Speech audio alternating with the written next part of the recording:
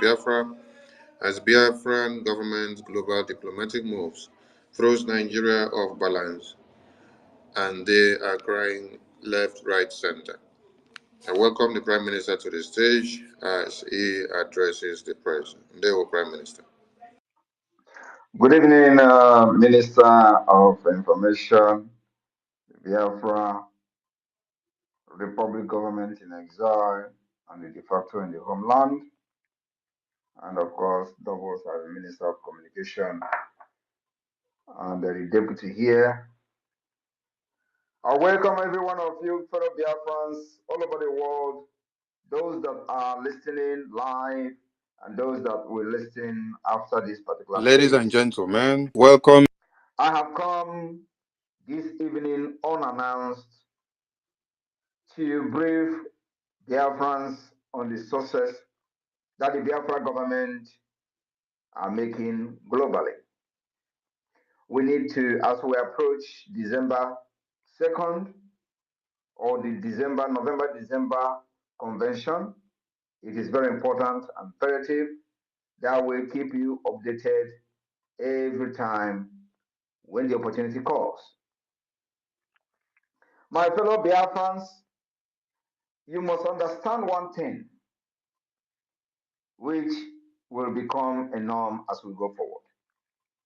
Always remember. Can you all hear me, Sonny? Yes, we can hear you, sir. Thank you. Yes. Always remember that Nigeria terrorist state came into being through conquest and the forceful imposition of foreign rule, which denied indigenous people the opportunity to negotiate and choose what they wanted in 1914. And it was called the amalgamation of Nigeria. Today, we are no longer comfortable in this amalgamation. We are no longer comfortable in this conquest.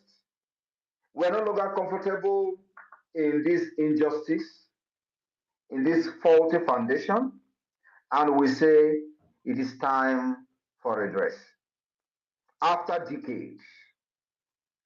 And of course, as we all know how government works all over the world from history, somebody have to rise up to brutally, ruthlessly resist them, especially when the government become evil, like Nigeria. Somebody have to get up and lead that change. And that's exactly what we are doing today.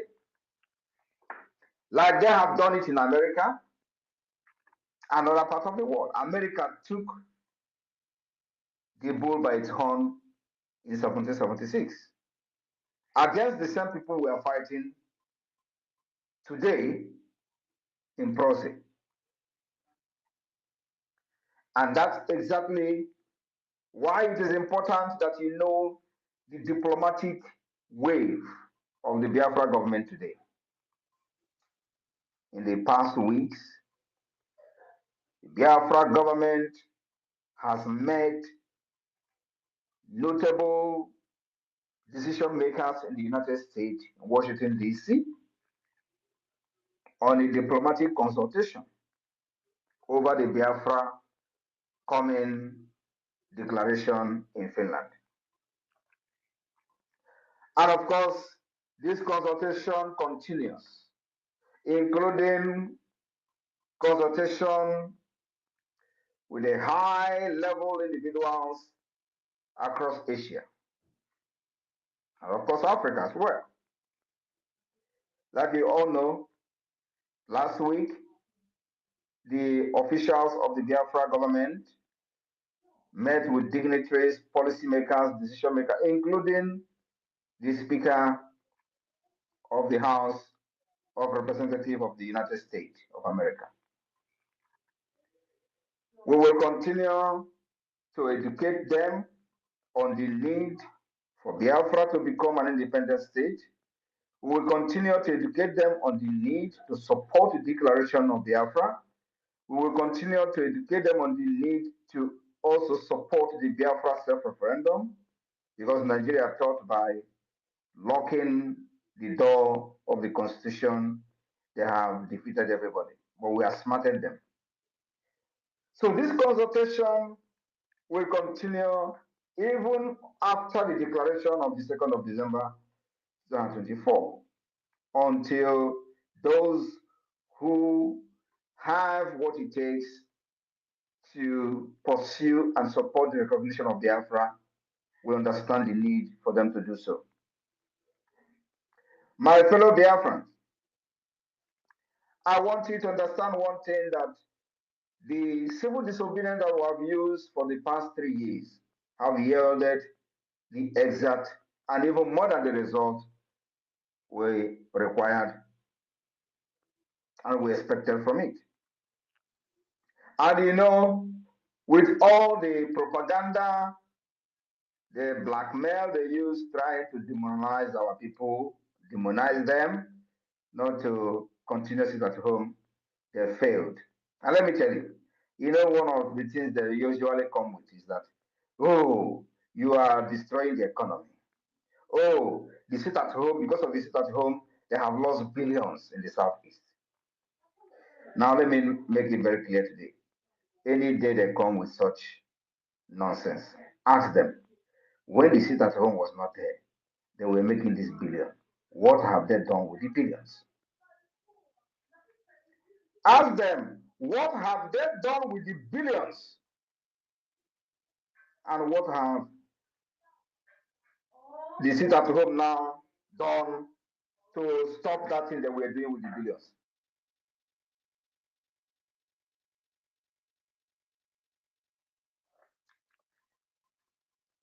Ask them, what have they done when the sit at home was not there and they were generating these billions?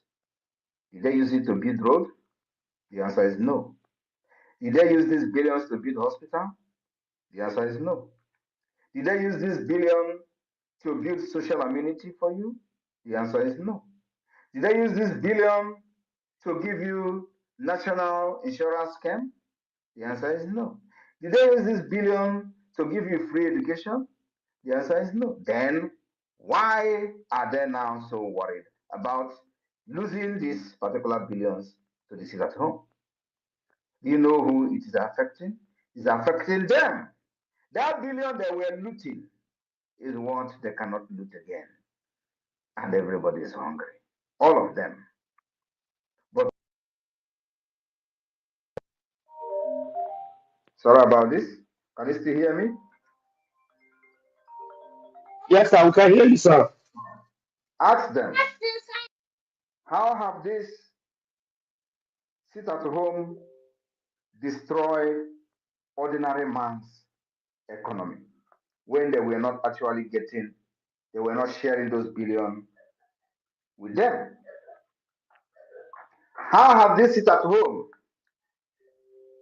or this billion that they are talking about, affect an ordinary man who goes out and sell market and feed his family? And if he didn't go tomorrow, he will go the next day to sell and feed his family. It doesn't affect them. And that is why our people discover that actually it is very, very effective. They keyed into it.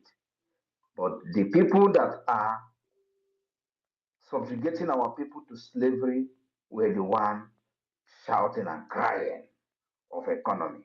The economy that the common man never benefited from. The economy that a common man we never benefited. Before they could train their children in school, they will suffer and suffer and suffer. Why these people are making billions through the revenue that they generate from different states? Today, they are losing that revenue and they are crying of economy. I want you to understand also that for those of them today that are surprised of the wave that the Biafra government is making globally, using our lobbyists, and from different dimensions that we are using for the liberation of Biafra, they are surprised. They call it fake. They say it's a photoshopping. You can imagine. We will be posting Speaker of the United States of House of Representatives of the United States of America. We post it on Twitter. Our finance minister. And so, as we are today, as a government, we will now be posting fake image of high top rank officials of the United States of America on Twitter, claiming that we met them. This is the level of idiocy of the people who have been shouting Biafra for many years. Because that is what they did, actually. Of course, they cannot even Photoshop reasonable people. But most of the things they posted for many years were all Photoshop. Many of them, everything is Photoshop. The Photoshop that I said I'm going to bring sheep, they use it to feed their ego, feed themselves on social media. The Photoshop where I posted the guy that died in Russia, which I have refused to make a video to today. The Photoshop, everything about them is Photoshopping. That was how they were fighting Biafra. Now, that's why nobody ever took them serious. But today, we are not in Photoshopping in the government. Everything is real. I went to the office of the president of Finland to submit a document. Then, that was like 2 years ago, they say it's fake. And with my level in Finland, I will be posting that I submitted a letter to the office of the president of Finland and it is fake. I brought even acknowledgement from the office of the president Niinisto, the former president, that they have received the letter where I was appealing to them to support the Biafra independence. They acknowledge the receipt of that letter with evidences of Nigeria violation of Biafra rights and these criminals, political pressure group IPOB Nigeria, they say is a fake. I want you to understand that they remain criminals and fake. They remain Nigeria political pressure group. Otherwise, under IPOB Mazen Nnamdi Kanu, he was looking for 100 men. With all the idiots scattered all over the world shouting IPOB, IPOB. Mazen Nnamdi Kanu was looking for 100 men. Do you think he was actually wrong?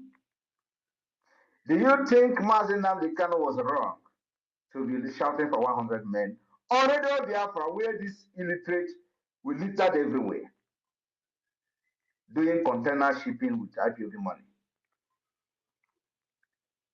Is it that Mazen Nnamdi Kanu was wrong for saying, I need 100 men, where they have all these market women?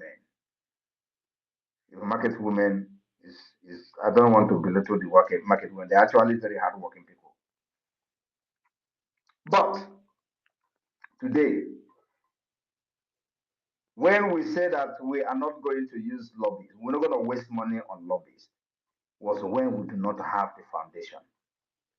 Was when there was nothing to show. You don't go and start paying lobbies when you don't have anything on ground. That was what this political pressure group did, only to just entice people and scam their fans of their hard-earned money. That was what they did. They deceived Mazen Nnamdi Kanu to be paying 80,000. Even those people paying that money, $80,000, they were doing Abateke here with the same lobby firm. How many Biafrans know that the same lobby firm that were paying 80,000 was the same lobby firm that was defending Okonjo Iweala? The same time. The same time they were defending Okonjo Iweala. And at the same time, IPOB was paying them $80,000. And you think they actually received that money? Now ask yourself, with this their so-called lobbyists, can they bring one picture of them meeting anybody in Washington, D.C.? I want to share a story. The reason the $80,000 lobbying firm, whether they actually paid that money or not, the reason why that particular agreement was revoked was because of Okorafor, Uchenna. Uchenna Okorafor, the secretary to Onyendu, wanted to be part of the meeting of this lobbyist, and she participated in that meeting few times. Do you know who is the chairman of the lobbyists like representing IPOB? Do you know? Now let me tell you. The person who was in charge of the IPOB lobbying group is called Ogbuehi. Ogbuehi that doesn't know nothing in America. Ogbuehi was the one in charge of from the IPOB group. Ogbuehi was the one in charge telling the lobbyists that he is the representative of the IPOB. Uchenna Okorafor went to the meeting several times. Ogbuehi will sit there and say nothing. In fact, nothing was being said, nothing was being discussed. That Uchenna Okorafor wanted to raise an objection that this payment of $80,000 or whatever they were paid, that the money is being thrown into ocean. They started fighting her. This was happening, bam, and Onyendu was kidnapped. Now, Oyibo came on board. Giddy, giddy, giddy, giddy, giddy. He hired another one they call Allen White. We did the shambolic agreement. He started paying $60,000. In this time, I was the one preparing documents for Allen White.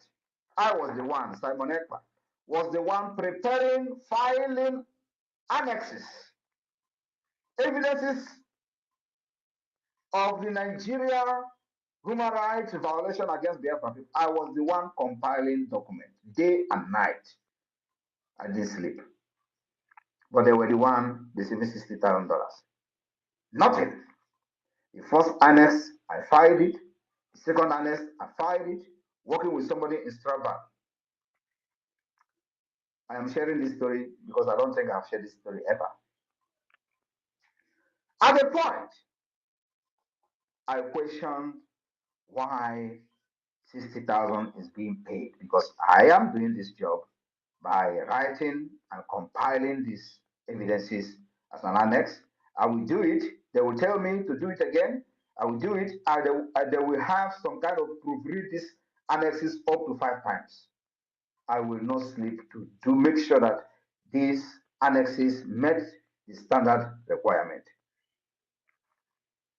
of the ICC. At the end of the day, they will pay them $60,000.